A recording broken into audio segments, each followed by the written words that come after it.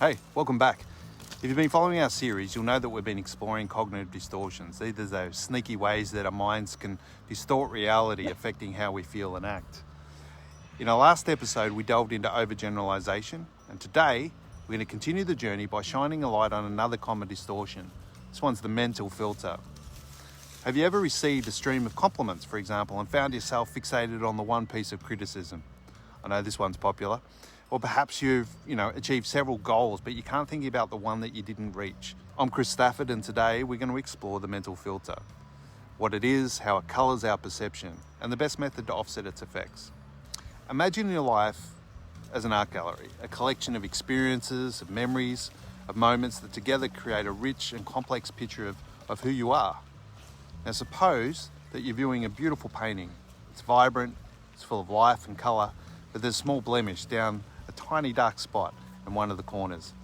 And instead of appreciating the entire masterpiece, your gaze is fixated on that single flaw, letting it overshadow the beauty that surrounds it.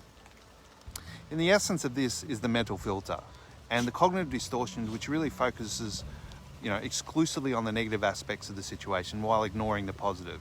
It's like wearing the glasses, smudged, obscuring, and all of that brightness and clarity, just leaving the imperfections, in sight.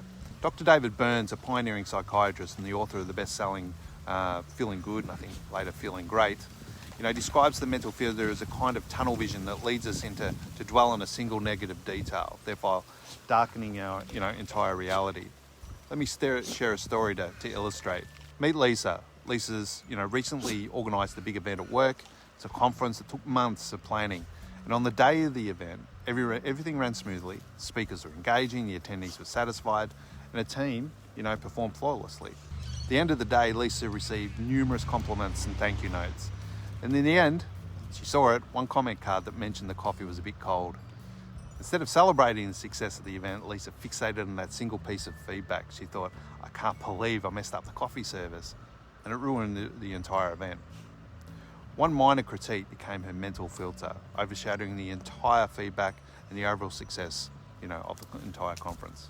Lisa's experience is a classic example of the mental filter at work. By zooming in on one small imperfection, she allowed it to taint the perception of the entire event. So, how does this distortion impact us? Well, the mental filter leads to feelings of inadequacy, anxiety, and depression. It prevents us from seeing the full picture, trapped in a cycle of negative thinking that can erode self-esteem and happiness. But how do we offset this distortion and clear our lenses? Dr. David Burns offers several effective methods. Identify the distortion, and namely, a lot of this has actually been identifying what's going on, stepping back from the thoughts. Firstly, you could identify the distortion. Begin by recognizing when you're using a mental filter and pay attention to the situations where you dismiss positive experiences and dwell on the negative ones. Examine the evidence. Challenge your filtered perception by actively seeking out evidence that contradicts your negative focus. In Lisa's case, she could review all the positive feedback that she received. The double standard method. Ask yourself, if you were to judge a friend, would you judge them as harshly as you're judging yourself? Would Lisa tell a colleague that the entire event was a failure because of lukewarm coffee? Balancing thoughts. Make a conscious effort to acknowledge both the positive and the negative aspects equally. Recognise that it's possible for an event to succeed overall, even if it has some minor details that weren't perfect. Positive data log. Keep a journal of positive experiences and achievement and compliments. Regularly review a log can actually counteract the tendency to focus, poorly on the negatives and solely. Let me offer an analogy to really bring this home. Imagine your mind is like a radio tuner, and all the airwaves around you, countless stations are broadcasting a mix of news, music, talk shows, and static. And if you tune your radio station filled with the static and noise, that's all you'll hear. That doesn't mean other stations, aren't available. You just need to adjust the dial. And the mental filter is like being stuck on the static-filled station. You're unaware of the symphony playing, just, turn the dial away because you're fixated on the noise. So by recognizing that you have the power to retune your mind, the frequencies can be filled with positivity and balance. Let's revisit Lisa's story with an analogy in mind. If Lisa adjusts a mental tuner, she can shift her focus from a minor issue of the coffee to the overwhelming success of the event. The engaging speakers, the satisfied attendees, the flawless execution by a team. This doesn't mean that he ignores the feedback about the coffee. She should take that. Rather, she puts it in perspective and sees, as a small area of improvement, not the catastrophe that it was first thought. Now let's try a practical exercise together.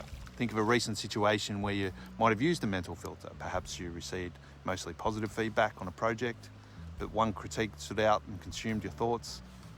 YouTubers and their comments, Twitter, something in a post, especially if you're a creative, a photo, comments, movies, film, job performance, you name it.